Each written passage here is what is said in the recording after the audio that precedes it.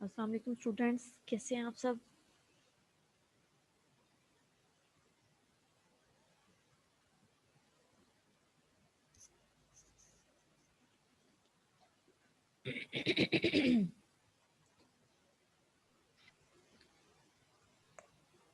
सबको आवाज आ रही है मेरी?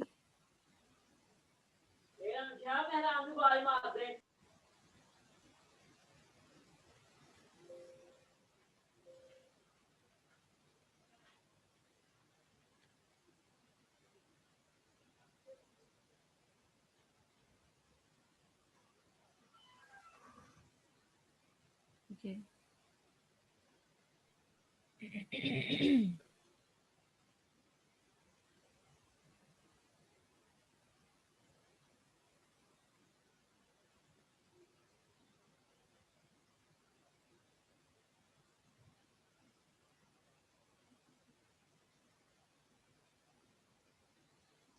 शुक्र अल्हम्दुलिल्लाह, मैं बिल्कुल ठीक हूँ। आप सब कैसे हैं?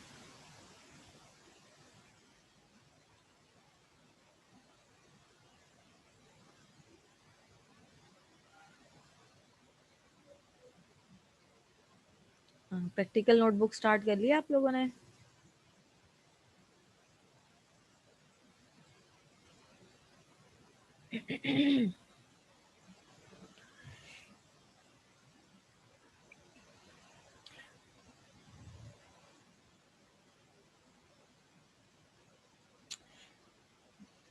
ओके स्टूडेंट्स, नेक्स्ट हम अपना टॉपिक स्टार्ट करते हैं।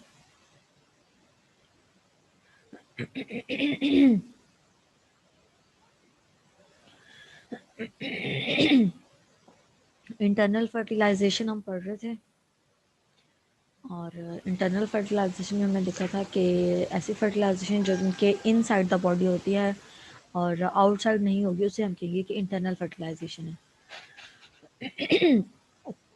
सेकेंड नंबर में हम ये कहते हैं कि कुछ इन्वर्टिब्रेट्स ऐसे भी हैं, फॉर एग्जांपल फ्लैटवर्म से लेके इंसेक्ट्स तक, वो इंटरनल फर्टिलाइजेशन जो है वो उसको यूटिलाइज करते हैं।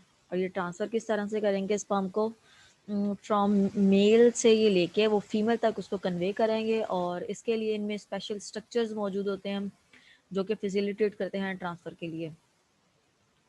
मोस्टली जब हम जो हमारे पास मैरीन इन्वायरमेंट में रहते हैं, तो उसमें हमारे पास सीलिया या फ्लैजेला मौजूद होते हैं।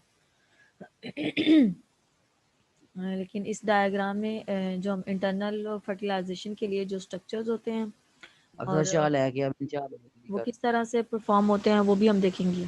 ये चाय बंद करें जिस भी स्टूडेंट का माइक ओपन है।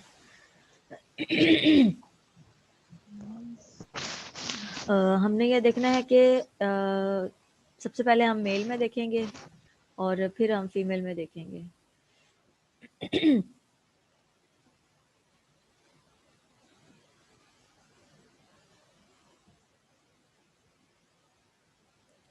मेल में स्पर्म जो है वो आप स्टूडेंट्स को भी पता है कि वो टेस्टिस के अंदर प्रोड्यूस होते हैं, और टेस्टिस से प्रोड्यूस होने के बाद वो ट्रांसपोर्ट हो जाएंगे स्पर्म डक्ट के थ्रू एक स्टोरेज एरिया, जिसे हम ये कहते हैं कि सेमिनल वेसिकल है। इसमें ये हमारे पास जो मेल है, ठीक है, वो फर्टिलाइजेशन के हम इसमें प्रोसेस में हम ये देख रहे हैं कि किस तरह से स्पर्म्स प्रोड्यूस होने के बाद वो किस तरह से ट्रैवल करते हैं। ठीक है, ये टेस्टिस है, यहाँ पे ये प्रोड्यूस होंगे और यहाँ पे प्रोड्यूस होने के बाद ये स्पर्म डक्ट है, इसके ज़रिए से ये ट्रांसफ़र होंगे। ट्रांसफ़र होने के बाद जिस हम स्टोरेज एरिया की बात कर रहे थे, वो हमारे पास ये सेमिनल वेसिकल है, और इस पे जो है वो सेमिनल वेसिकल में स्पर्म जो है वो स्टोर होंगे। इसके बाद हम बात कर रहे हैं कि एक सेकेंड,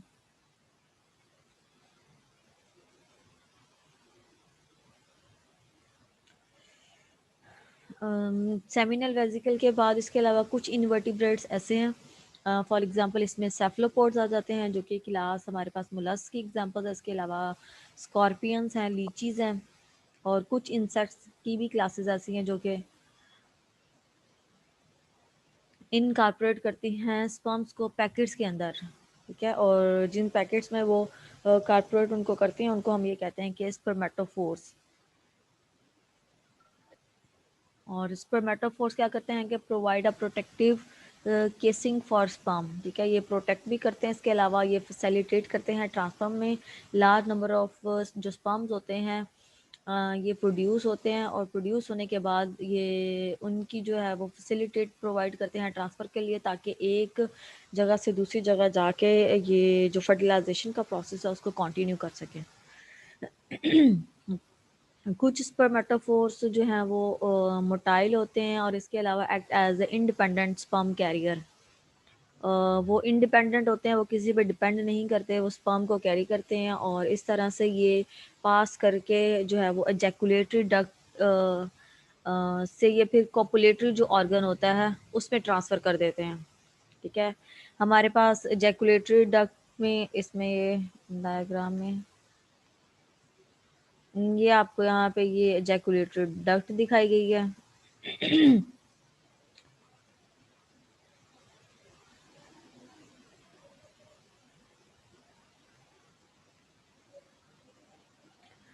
और उसके बाद एजैकुलेटरी डक्ट से जो कॉपुलेटरी ऑर्गन होता है, जिसको हम ये भी कहते हैं कि कॉपुलेटरी ऑर्गन्स में हमारे पास स्पाइनस है, गोनोफोर है और सीरस है, ठीक है। तो ये इन ऑर्गन्स में जो स्पर्म्स होते हैं उनको ट्रांसफ़र कर देता है।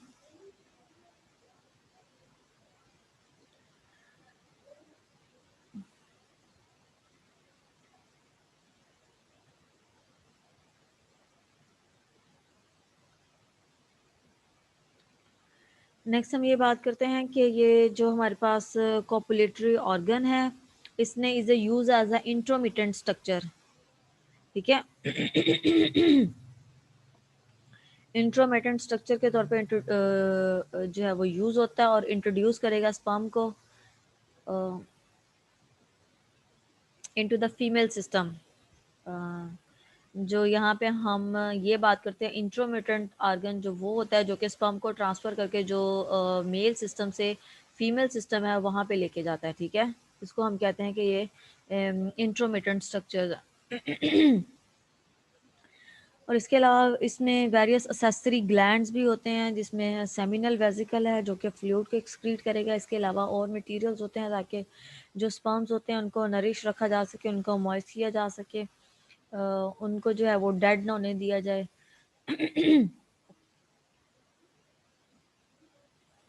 सेम इसी तरह से जैसे हम डाइजेस्टिव ग्लैंड की बात करते हैं, डाइजेस्टिव सिस्टम में जो उनमें ग्लैंड्स मौजूद होते हैं तो वो उनका बेसिक मीडिया एसिडिक मीडिया, इसके अलावा उसके अलावा उनको मॉइस्ट करेंगे और म्यूकस प्रोवाइड करेंगे। सेम इसी तरह से इसमें ये सेमिनल वेसिकल है, इसके अलावा और भी ग्लैंड्स होते हैं इस जिसमें बल्बर यूरेथ्रल ग्लैंड आ जाता है, कॉपर ग्लैंड आ जाते हैं। इनका बेसिकली ये काम होता है कि ये जो स्पर्म्स हैं उनको नरिश किया जाए, मॉइस्ट किया जाए और इसके अलावा जो इसको फीमेल सिस्टम तक जो है वो कन्वे किया जाए, ठीक है।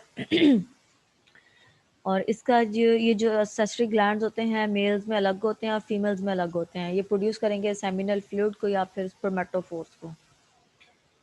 इसके अलावा हम फीमेल की बात करते हैं तो उसमें जो ओवा होते हैं जिनको हम एग्स भी कहते हैं are produce in the ovaries and transfer direct to the oviduct, ठीक है। ये ओवरीज में जब प्रोड्यूस होते हैं और उसके बाद ये ओविडक्ट में ट्रांसफ़र हो जाते हैं, ठीक है।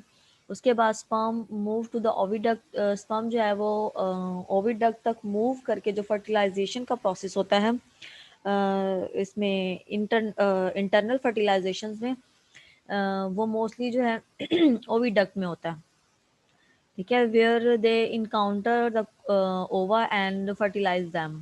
और सेम इसी तरह से जैसे मैंने आपको ये भी बताया कि जैसे मेल में सेसरी ग्लैंड्स हैं तो फीमेल में भी सेसरी ग्लैंड्स होते हैं जो कि एग्स को शेल्स प्रोवाइड करते हैं, कैप्सूल प्रोवाइड करते हैं, ठीक है। और इसके अलावा इसमें मैं आपको ये दिखा दूँ,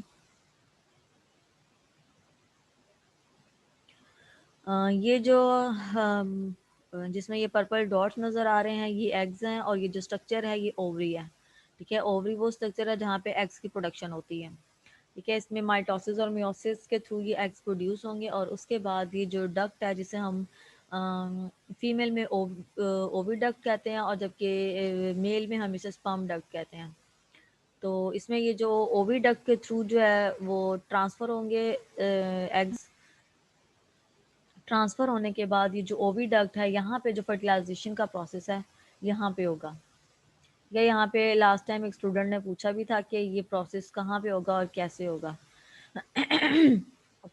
तो ये हर जो ऑर्गेनिजम्स हैं, एनिमल्स हैं, डिफरेंट में डिफरेंट स्ट्रक्चर्स हैं जहाँ पे इनकी पॉसिबिलिटी होती है। लेकिन मोस्टली जब हम फर्टिलाइजेशन की इंटरनल में बात करते हैं, बेशक वो ह्यूमंस हैं या फिर अदर ऑर्गेनिज्म है, फॉर एग्जांपल फ्लैटफॉर्म से लेके इंसेक्ट्स तक जितने भी फाइलम्स आते हैं उसमें मोस्टली जो फर्टिलाइजेशन इंटरनल होती है वो ओविडक्ट में होती है।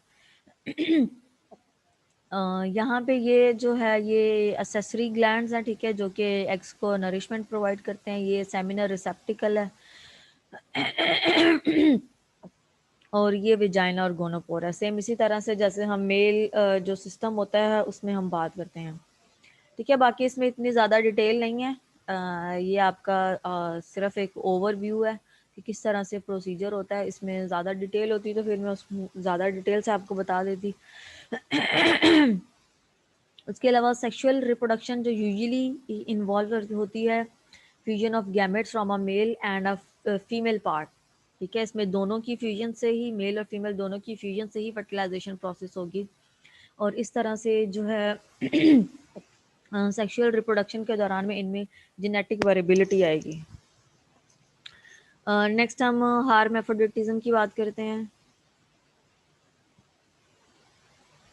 हार्मेफ्रोडाइटिज्म में ये होता है कि इसकी एक वेरिएशन भी है जिसे हम हार्मेफ्रोडाइटिज्म सबसे पहले कि एक ही ऑर्गेनिज्म में, एनिमल में मेल और फीमेल जो है वो दोनों पार्ट्स डेवलप होते हैं, ठीक है। वरना आप मोस्टली ये पढ़ते हैं कि जो मेल है वो मेल रिप्रोडक्टिव सिस्टम बनाएगा और जो फीमेल है वो फीमेल रिप्रोडक्टिव सिस्टम बनाएगी, ठीक है।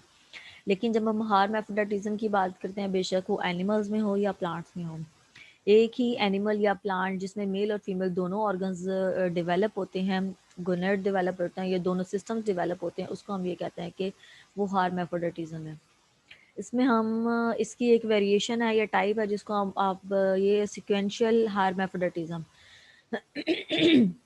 इसमें क्या होता है कि occur when an animal in one sex, ठीक है। वो लाइफ साइकिल जो होता है, लाइफ साइकिल के एक फेज में जो है वो एक सेक्स रहेगा और जो नेक्स्ट फेज आएगी तो उसमें वो अपोजिट सेक्स होगा। इसमें हम एग्जांपल देखते हैं कि हार्मेफ्रोडाइटिज्म आइदर प्रोटोगाइनस और प्रोटोएंड्रस, ठीक है। प्रोटोगाइनस वो होती है जिसमें कि एक एनिमल में जब हम लाइफ हिस्ट्री की बात करते हैं, लाइफ साइकिल की बात करते हैं, तो उसमें जो फेस होगी वो वुमेन जो है वो मेन सेक्स होगा, ठीक है, प्रोटोगाइनस में, या फीमेल आप कह लें। लेकिन जब प्रोटोएंड्रस की बात करते हैं तो उसमें जो है वो सबसे पहले जो है वो मेल होगा लाइफ साइकिल में, उसका जो हेड होगा पहली फेज में, ठीक है। लेकिन अदर फेज में जो है वो फीमेल होगी।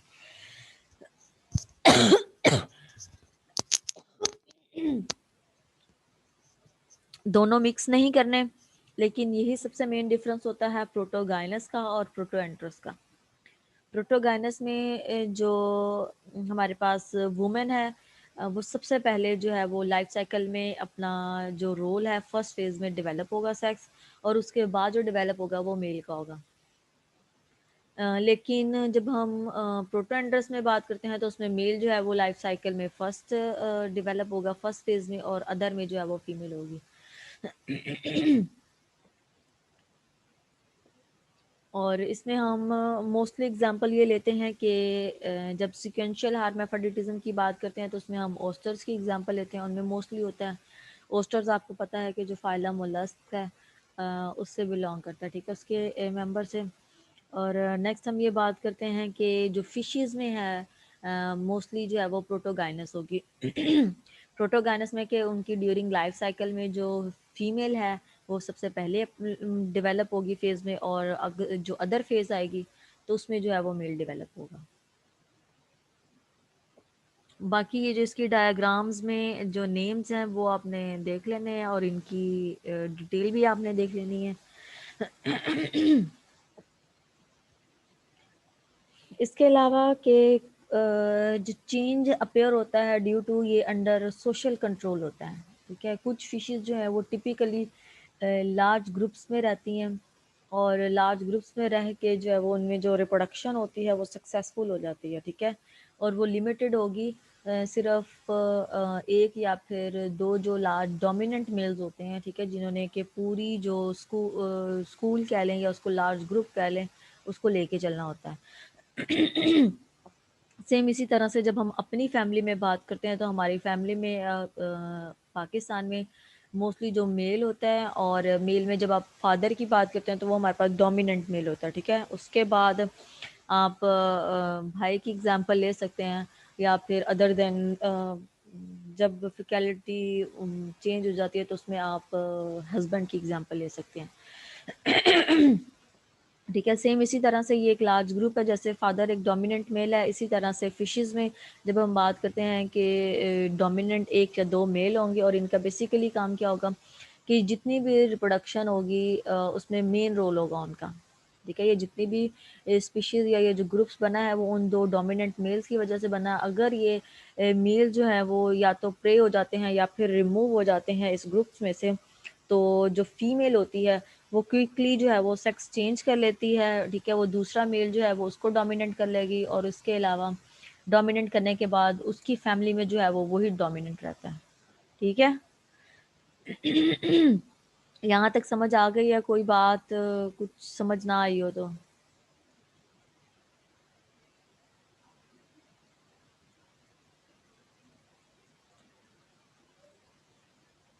यहाँ तक समझ आ गई है सबको?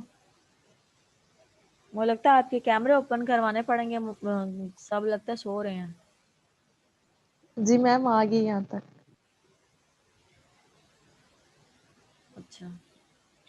तो फिर जब एक दफ़ा ही पूछ लेती होती तभी बता दिया आ गई करिए। मैम जी। जूम पे तो क्विक सर्विस होती है। नेक्स्ट इसमें हमने एडवांटेज और डिसएडवांटेज देखने हैं सेक्सुअल रिप्रोडक्शन के, ठीक है। सेक्सुअल रिप्रोडक्शन में एक तो हमने ये पढ़ा था कि जब फ्यूजन होती है मेल और फीमेल की और फर्टिलाइजेशन के दौरान में सबसे पहले एक तो ये कि इनकी जेनेटिक रिकम्बिनेशंस होती है।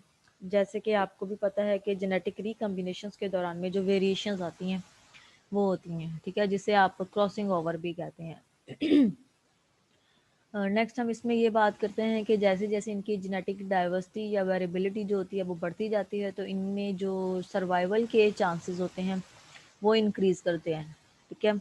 जैसे ही सडन कोई इन्वायरमेंटल सेम, अगर जैसे हमने ये बात की थी कि ए सेक्सुअल जो रिप्रोडक्शन होती है, अगर सब इंडिविजुअल जो है वो सेम होंगे, कोई भी हैज़र्ड आता है या फिर सडन इन्वायरमेंटल चेंजेस होती हैं तो वो उसको बेयर नहीं कर सकते, उनकी फौरी जो डेथ होने की वजह से जो ओवरऑल कंप्लीट डाइवर्सिटी होती है वो डाई कर जाती है, ठीक है। लेकिन जब हम जेनेटिक वेरिएशन की या वेरिएबिलिटी की बात करेंगे तो इसमें मोस्टली ये होता है कि कुछ ऑर्गेनिज्म जो कि इन्वायरमेंटल अगर हैज़र्ड होता है या चेंजेस होती है इन्वायरमेंटली, तो उसमें वो उसको कुछ में बेयर करने की एबिलिटी होती है, कुछ जो है वो बेयर नहीं कर सकती, उनकी डेथ हो जाती है, और कुछ जो है वो अच्छा जैसे पहले सर्वाइव कर रही होती हैं वैसे सर्वाइव नहीं करती, ठीक है। लेकिन फिर भी अगर उसकी कुछ जो स्पीशीज़ हैं जो बच जाएँगी तो नेक्स्ट जो है वो डाइवर्सिटी फिर इंक्रीज़ कर सकती हैं। लेकिन जब उनकी कंप्लीटली डाइवर्सिटी जो है वो डिस्ट्रॉय हो जाएगी तो नेक्स्ट जो जनरेशन है वो नहीं चल सकेगी, ठीक है। सबसे एक तो इसमें ये एडवांटेज है। नेक्स्ट हम इसमें ये बात करते हैं कि जो एक सेक्सुअली रिप्रोड्यूस होने वाली पॉपुलेशंस होती हैं, एक तो उनमें के म्यूटेशंस नहीं होती, और दूसरा अ, जैसे ही कोई सेक्सुअली रिप्रोड्यूसिंग जो पॉपुलेशन होती है वो जो लीथल म्यूटेशंस होती हैं उनको एलिमिनेट कर देती है, ठीक है। उनमें एबिलिटी होती है कि वो उसको जो है वो डिस्ट्रॉय कर सके, ताकि ये जो म्यूटेशंस हैं जब ये कम्प्लीटली तौर पे डेड हो जाएंगी, डिस्ट्रॉय हो जाएंगी, तो वो अपनी पॉपुलेशन जो है उसको कंटिन्यू कर सकते हैं। हाँ, हम सेक्सुअल रिप्रोडक्शन में डिसएडवांटेज की बात करते हैं कि इसमें जो एनिमल होते हैं कैन नॉट रिप्रोड्यूस एसेक्सुअली, ठीक है। एसेक्सुअली जब वो प्रोड्यूस नहीं करेंगे तो उसमें जेनेटिक जो मटेरियल जो सेम है वो नहीं होगा, ठीक है। जैसे पेरेंट का और ऑफस्प्रिंग का सेम होता है जेनेटिक मटेरियल, वो दोनों का सेम नहीं होगा। इसमें सबसे बड़ा डिसएडवांटेज ये है। इसके अलावा जो सेक्सुअल रिप्रोडक्शन में जो प्रोजनी होगी कि वो रैंडमली जो असॉर्टमेंट रीअसॉर्टमेंट होती है मैटरनल और पैटर्नल क्रोमोसोम्स होते हैं उनमें मौजूद होती है। और इनमें जो सेम मिक्सिंग प्रोसेस होते हैं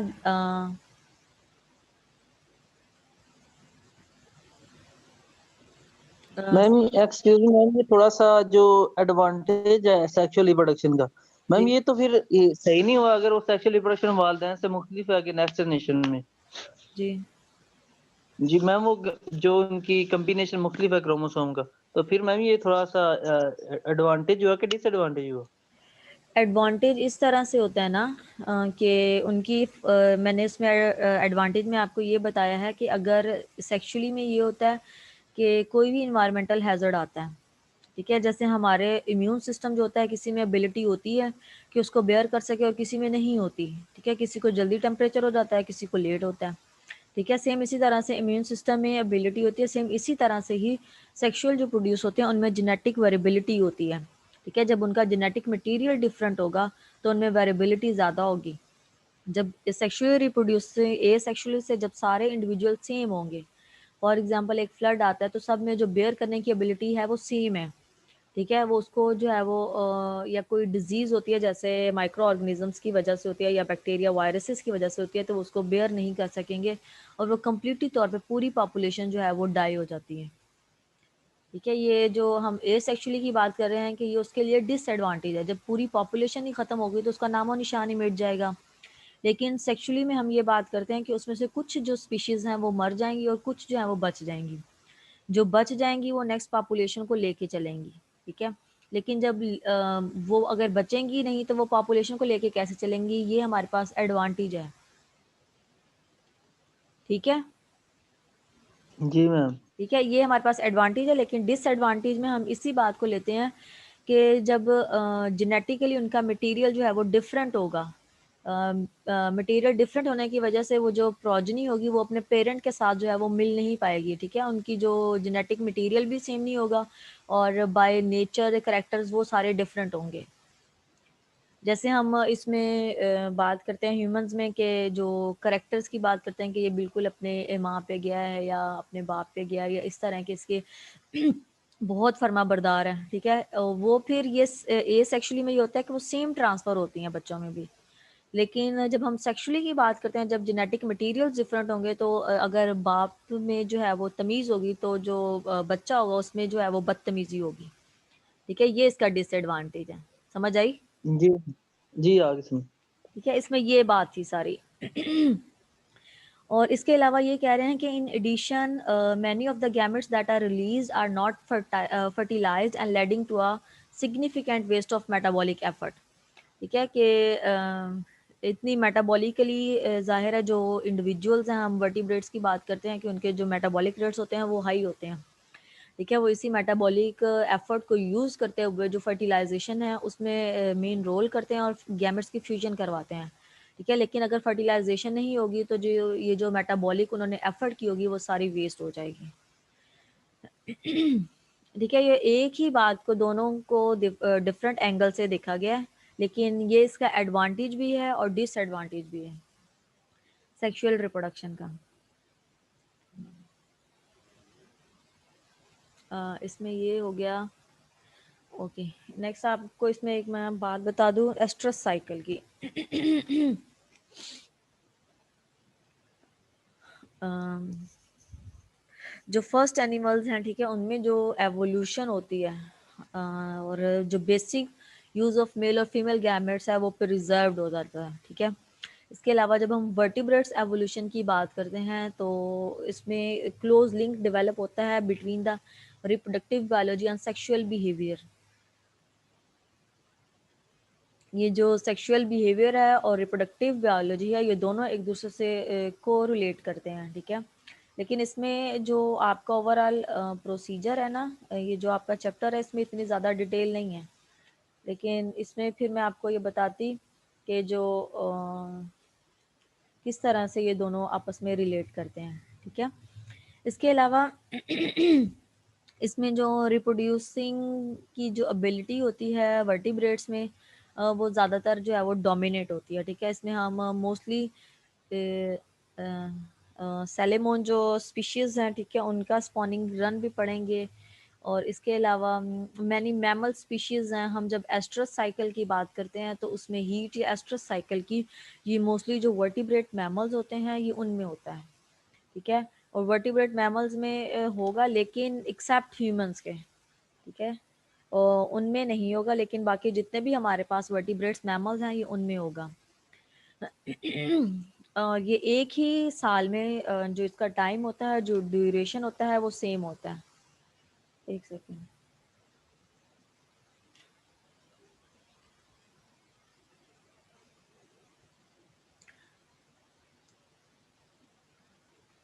और इसके अलावा ये जो एस्ट्रस साइकिल होता है इसमें जेनेटिक हार्मोन्स भी इन्वॉल्व होते हैं, जेनेटिक भी होते हैं, हार्मोन्स भी होते हैं, नर्वस सिस्टम भी होता है, जो कि एस्ट्रस साइकिल उसकी टाइमिंग को कंट्रोल करता है। जैसे हम ये कहते हैं कि एक साल में, फॉर एग्जांपल अगर एक साल में ये दिसंबर, आज 14 दिसंबर है, 14 दिसंबर होगा तो नेक्स्ट ईयर में ये 14 दिसंबर को ही होगा, ठीक है। और इसको कंट्रोल करने के लिए हमारे पास जेनेटिक्स भी इन्वॉल्व होगी उसमें, हार्मोन्स, जेनेटिक्स में हम क्रोमोसोम्स की बात करते हैं, न्यूक्लियस की। और हार्मोन्स में हम डिफरेंट, इसमें एस्ट्रोजन जो हार्मोन है वो इन्वॉल्व होता है, जो कि फीमेल रिप्रोडक्शन सिस्टम में मेन रोल है उसके। इसके अलावा नर्वस सिस्टम है वो इन्वॉल्व होता है, ठीक है। ब्रेन, इसमें सेंट्रल नर्वस सिस्टम आ जाता है। और ये इसको ना जो इसकी टाइमिंग होती है उसको नेक्स्ट ईयर के इसी जो डेट होती है उसी तक लेके जाता है। और इसके अलावा जो यंग इससे पैदा होते हैं उसमें इतनी एबिलिटी होती है कि जो इन्वायरमेंटल कंडीशंस होती हैं उसमें सरवाइव कर सकें। मोस्टली जो एस्ट्रो साइकिल होता है इसमें जो फिजियोलॉजिकल चेंजेस जो आती हैं, ठीक है, वो होती हैं जो एक साइकिल के ड्यूरेशन से लेके दूसरे साइकिल के ड्यूरेशन में।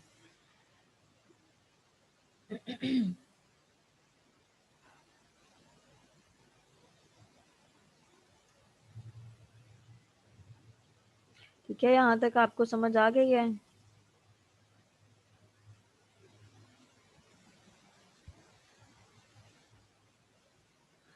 इसको हम हीट साइकिल भी कहते हैं, या इसको आप एस्ट्रस साइकिल भी कह लें, या इसको एस्ट्रस स्टेज भी कहते हैं, जैसे ये ESTRUS लिखा हुआ है। और एस्ट्रस साइकिल की जब हम बात करते हैं इसे ई से भी लिखा जाता है या फिर OESTRUS से भी लिखा जाता है, ठीक है। और इसमें जो हम फिजियोलॉजिकल चेंजेस की बात करते हैं, फॉर एग्जांपल 14 दिसंबर से लेके नेक्स्ट 14 दिसंबर तक जो इसमें फिजियोलॉजिकल चेंजेस आएंगी, उसमें या तो इनका जो कार्डिक आउटपुट होता है वो इंक्रीज डिक्रीज हो जाता है, या फिर ब्लड प्रेशर है उसकी इंक्रीज होना या डिक्रीज होना। इस तरह से जो लंग्स होते हैं उसमें जो गैसेस एक्सचेंज है उसका रेट, और जो एक्सपायरेशन हो रही होती है गैसेस की उस पे, ठीक है। ये सारी फिजियोलॉजिकल सिस्टम्स में आती हैं और ये ड्यूरिंग टाइम टू टाइम ये डिफरेंट ऑर्गेनिजम्स में वेरी करती जाती हैं, ठीक है। जैसे ह्यूमंस में भी आपने देखा होगा कि एक ह्यूमन में जब हम यंग होते हैं तो तब बात और होती है, और जब एडल्ट स्टेज में उसमें और बात है, जब ओल्ड हो जाते हैं तो उसमें और बात हो जाती है, ठीक है। सेम इस तरह से इनमें भी होता है।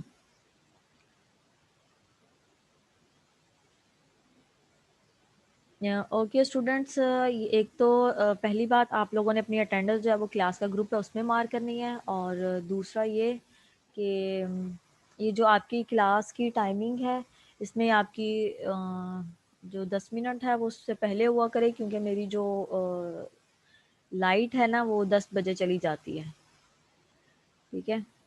तो इसमें थोड़ा सा आपको मुश्किल होगी। तो बाकी की जो आपकी क्लास है ना वो जैसे फिर लाइट आती है तो तब आपकी होगी, ठीक है। इसमें इंशाल्लाह कोशिश यही करेंगे कि जैसे ही लाइट आए तो हाफ और में वो आपकी हो जाए, और वरना फिर बाकी क्लास के टाइम में एडजस्ट करना पड़ेगा। बाकी मैं कोशिश करती हूँ।